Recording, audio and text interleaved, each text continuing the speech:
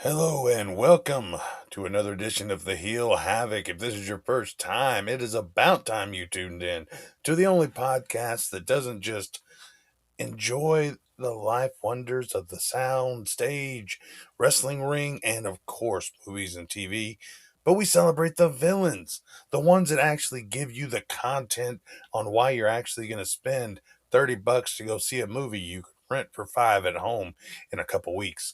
So, what makes a true villain? Well, this week's episode, we're going to talk a little about, we had an ending, a series finale of The Boys. And I got to tell you, that whole show is full of villains. I mean, that show is like perfect for me. I could watch anything I want, watch every episode, and guess what? I am still intrigued. But let's talk about the main villain, the Homelander. Man, he is an incredibly emotional, complex character. But the main thing, like what makes Homelander kind of scary, is he isn't scary because he's strong. He's scary because he needs approval. He needs to control the narrative, and nobody can stop him once people stop caring about the truth. Perfect way to describe today's society, in my opinion. That's why he feels horrifyingly modern as far as villains go. Homelander might be the most realistic villain on television. To be honest, I mean, it's true. Not because most people could become Superman or Spider Man or one of the other villains are out there, but because millions of people around the world would absolutely defend him if he did. That is 100% accurate. You think about a hero that comes along that can laser beams, everything like that.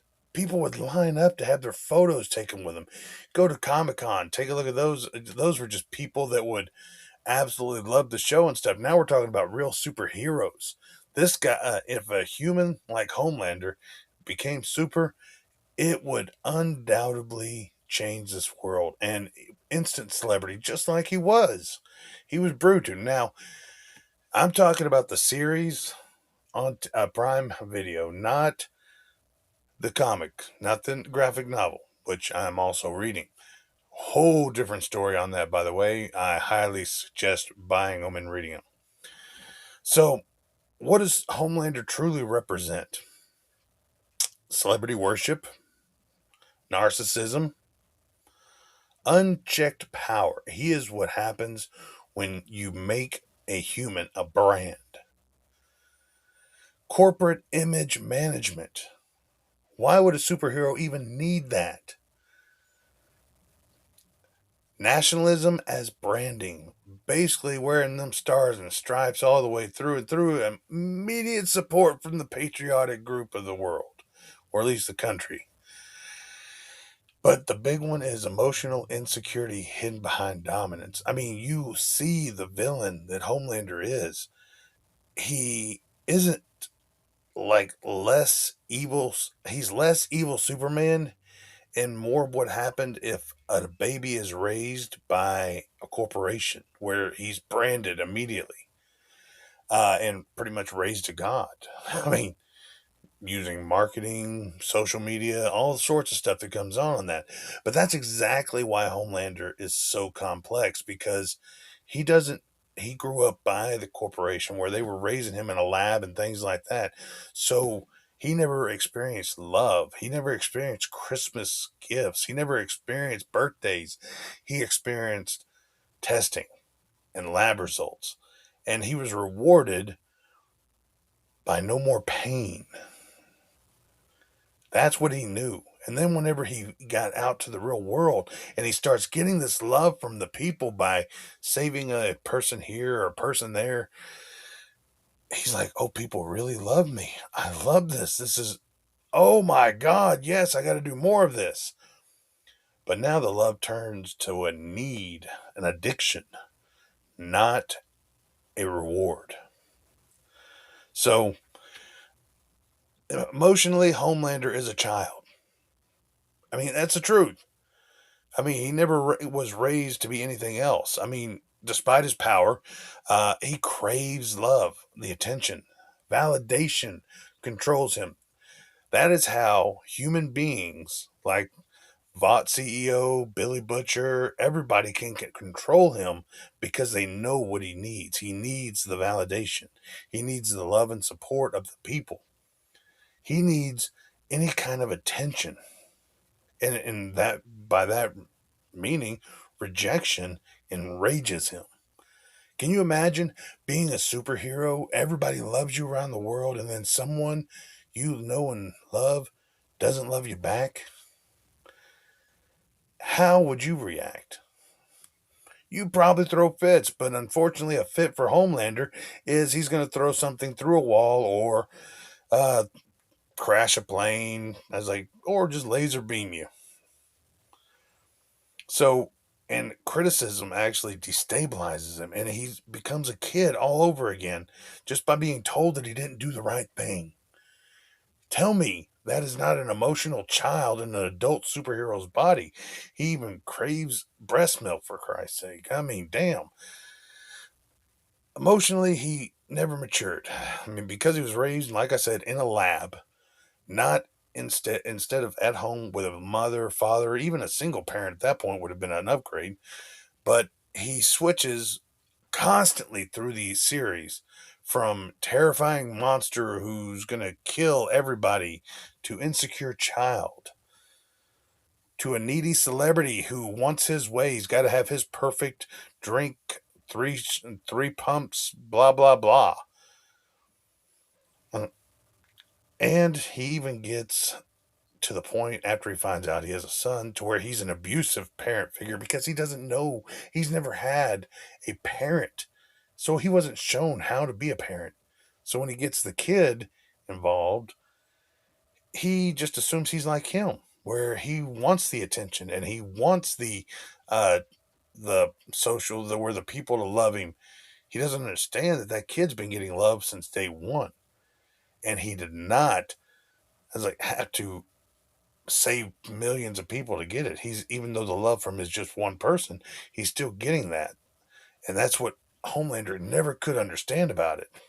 That's why he made him such a horrible parent. But if you actually follow the entire series, Homelander doesn't want power, he wants love. Let me say that a little louder so you can understand. Love. He wants the loving, either from a companion or even from the people. He just needs it. And that's what makes him so tragic, to be honest.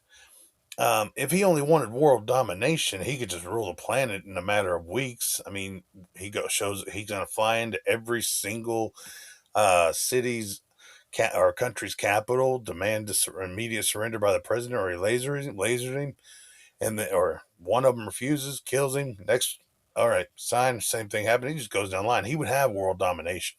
He could control the world because there's nobody out there that can stop him. He is the super. Which, going into I'm going to switch to the comics on that.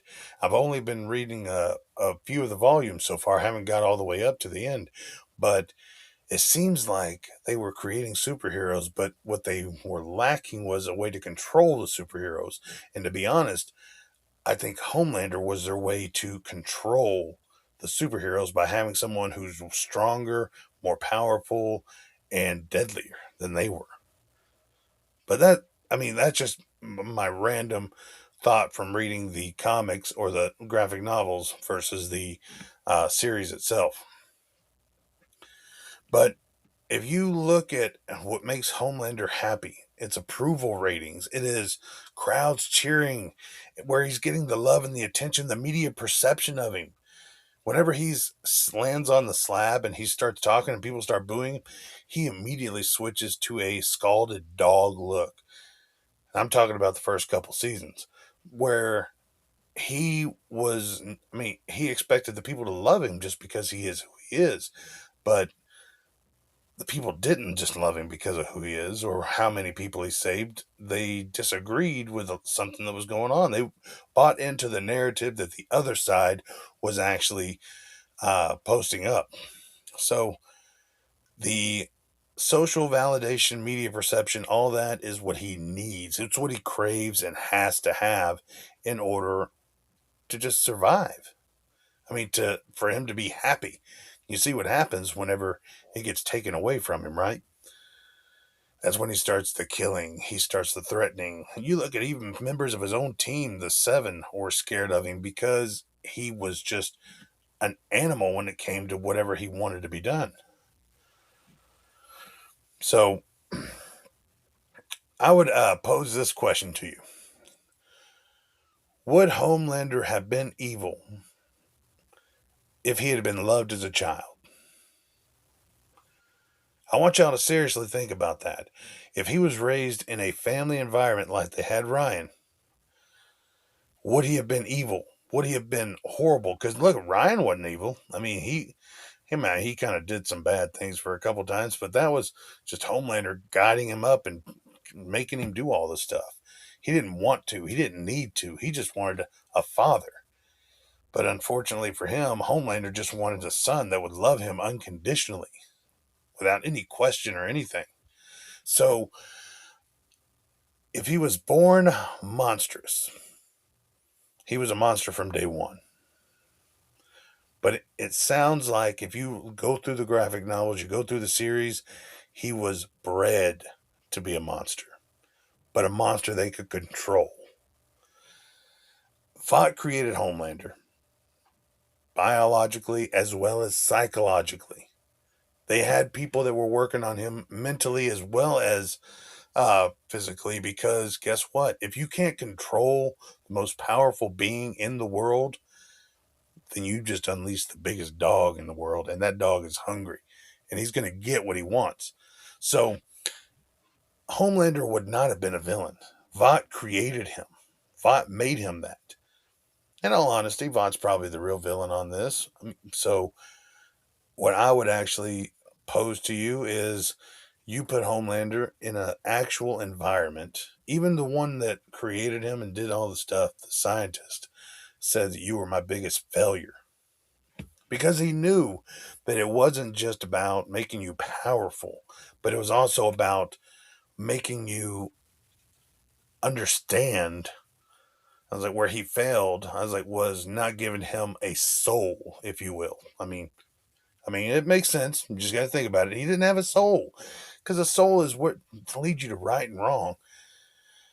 But whenever Homelander is the Homelander, he's saving people for attention. He's saving them because not because of it's being the right thing to do, but because he gets what he needs off of doing it.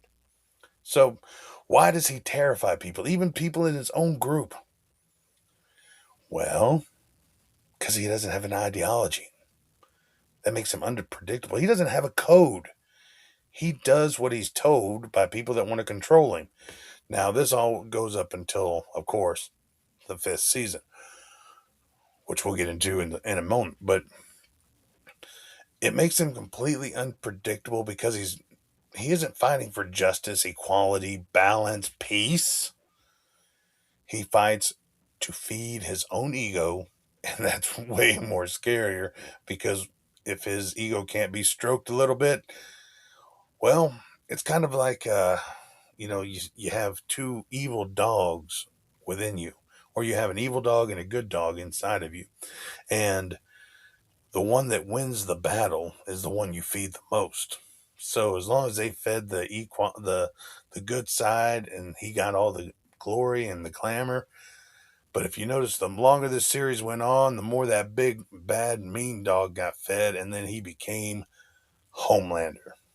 So, uh, and in all honesty, I mean, we get into the fifth season, and he just takes over everything. I mean, it is his world at that point. The president of the United States has become his puppet. Wow, that's an amazing statement there. The president of the United States is his puppet. Even the VP appointed was a former Vought CEO, Ashley, which used to get A Train's coffee. But even you see the like A Train, for instance, we talked a little bit about this, where his own crew and team were scared of him, like Deep, A Train, and then Starlight at the beginning. They were terrified because he was the most powerful. The only one that I would say was never scared of him was Queen Maeve. And by scared of him, I mean scared on a one-on-one level. She was more terrified of what he would do to people that he loved or that she cared about. She was never scared of him for herself. I think on a level, she knows that she would give him a good fight, probably lose, but she was never scared of for her own safety, just the safety of the people she cared about. So, knowing all of that, Homelander is actually addicted to the audience, to the applause, which, is not far off from, your average celebrity. Think about it. Celebrities, I mean, some of them, after they step out of that limelight, they get into a massive depression because they don't have that fame anymore. I mean, athletes especially, wrestling include like major. I mean, they say there's no bigger drug, no bigger rush than coming out and hearing the roar of a crowd. I mean, imagine if that is all of your life, and it is something that can be taken away by just a bad photo or a bad video. So, but it's actually one of the deepest themes in the whole boys is that Homelander's addicted to the happiness of being the good guy or the hero gives him. So he needs the cameras, needs the applause, the fear, and the admiration. Without all of that, he could not survive, emotionally at least, because he would be depressed. And what happens whenever he would get depressed? He'd find other ways to make himself happy. So we're actually lucky that that was it until you get to season 5, where he had to assume the role of a god. Not just a god, but the god. He was claiming himself as God, where he was going to rewrite everything. And I think if you watch, spoiler alert here, if you haven't watched it already, okay? If you get to that last uh, episode and he's given his God speech and he's stops because he knows that no matter what he says, it isn't going to make people love him. They're going to fall in line because they fear him. And it's the love he wants, not the fear. The fear is secondary. The fear is how he wanted to keep people in line, but he actually wanted the love. So his whole thought was, let's kill all the people that don't accept it. Then the world would just be only people that loved him. And he was about to do that before the final scene and everything that blown up into it. But even look at Soldier Boy, Homelander's biological father.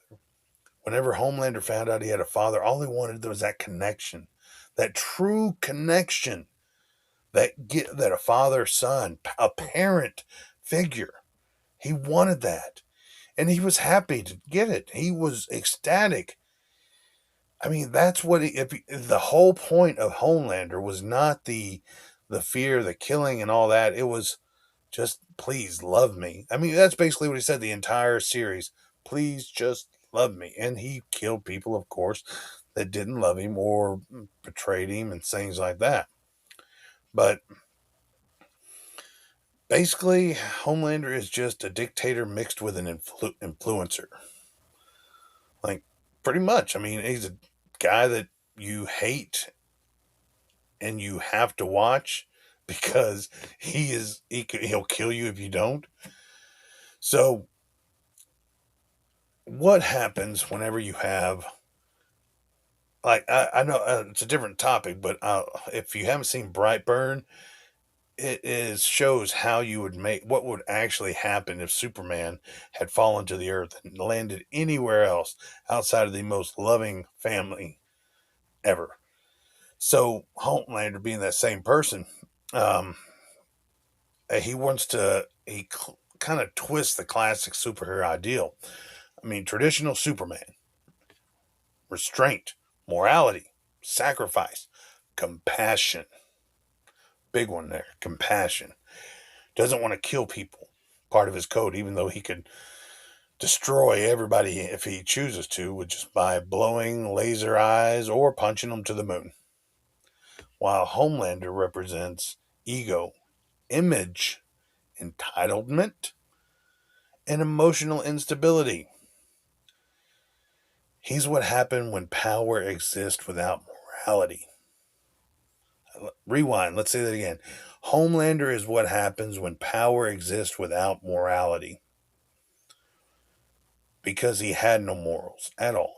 He just was looking for anything under the world to make him happy. It's like a dog with a toy. You throw another toy down, makes him happy for a little bit, but then he wants another toy and another toy until he's all done. Now, the reason why Homelander was my pick on this episode is because you got to wonder, is he evil or just empty? Plain and simple like that. Um, he isn't driven by hate. He's discouraged by it. He's depressed by it. He seems hollow on the inside because he doesn't know what love is. I know we keep going back on that because that's kind of the basic and the undeniable truth of this, is because Homeland, someone who wants love more than anybody in this whole world, cannot fully understand love because he has so much power. That power makes it hard for him to understand love because he will always question, are you loving me or are you fearing me? So, I mean, he was never taught empathy, humanity, connection, how to make that true connection with another person. So he kind of imitates emotion. Now, this is one thing, like Anthony Starr, the guy that plays Homelander. I mean, you look at the eyes he had, they were just kind of the facial expressions, the emotionless eyes and smiles that he had. I mean, if someone was doing that to me, I mean, I would look at their eyes and be like, damn, dude, I mean, you are out there, man, aren't you? Kind of weird and stuff.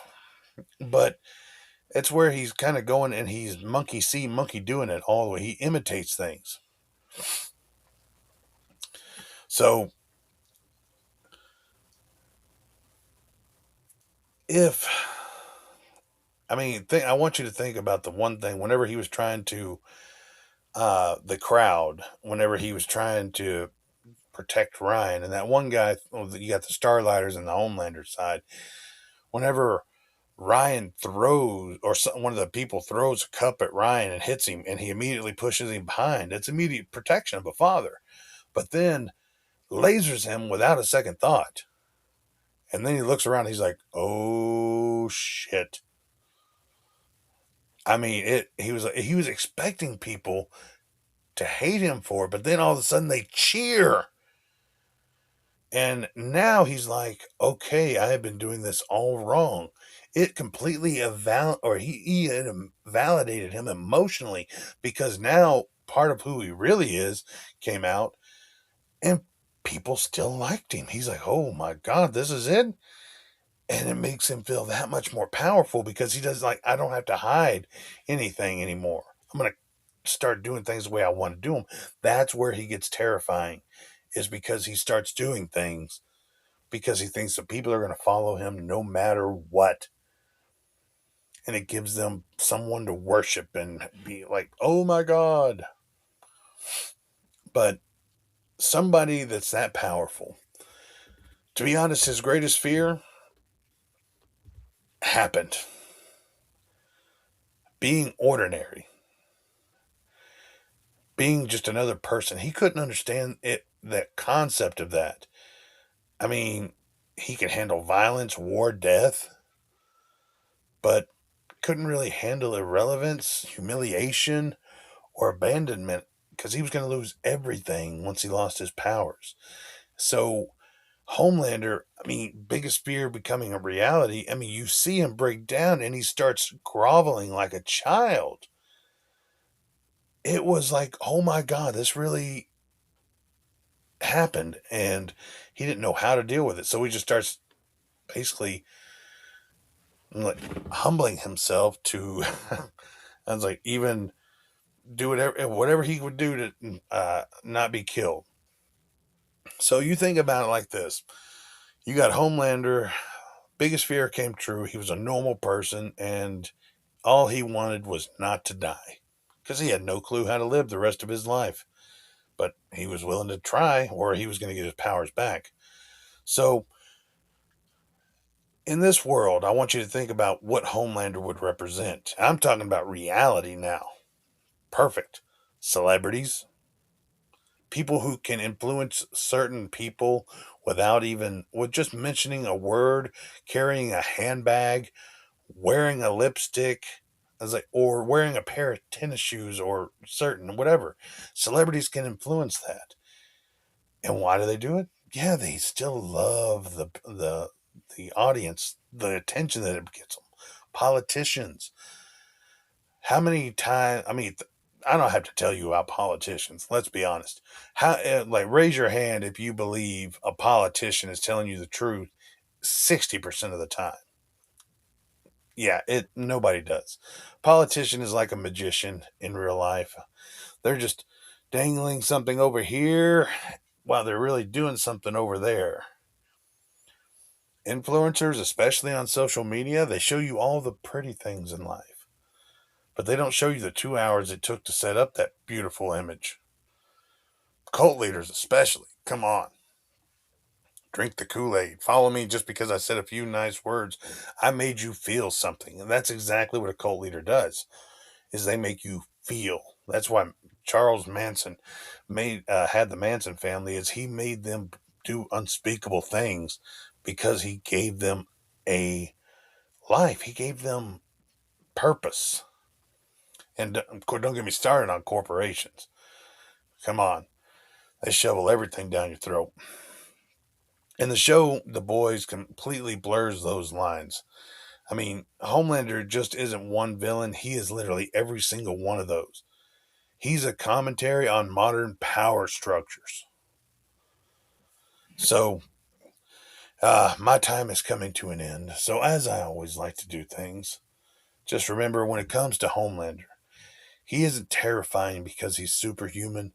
He's terrifying because his emotional needs are painfully human, and he has the power of a god.